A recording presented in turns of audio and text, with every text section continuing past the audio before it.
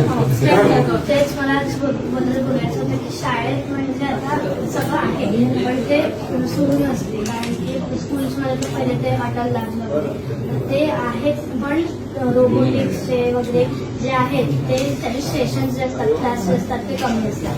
Plus स्कूल्समध्ये टीचर्सला काय असतं, specific short time असतो, त्याच्यात टीचर्सवर खूप बर्डन येते, त्याच्यामुळे स्टुडंट्सवर पण येते. तसं नको, असं वेगवेगळे इंटरॅक्टिव्ह सेशन्स वगैरे पाहिजे स्कूल्समध्ये, पण ॲटलिस्ट वीकमधून एकदा.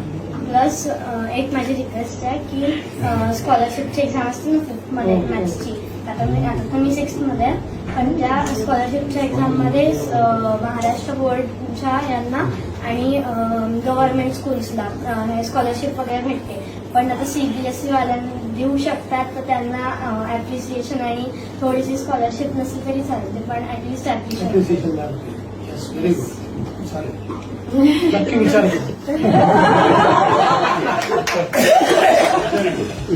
स्कूलचं बुक्स तर आहे ते ठीक आहे, पण वजन बॅग्स खूप आहेत, मग ते शाळेमध्ये वगैरे लॉकर वगैरे सारखं पाहिजे, तर आपण जे घरी जे बुक्स पाहिजे ते फक्त घेऊन जाऊ शकतो आणि जे ठेवायचं आहे, जे कामाचं नाही ते आपण साईड देऊ शकतो, म्हणजे वजन पाहिजे.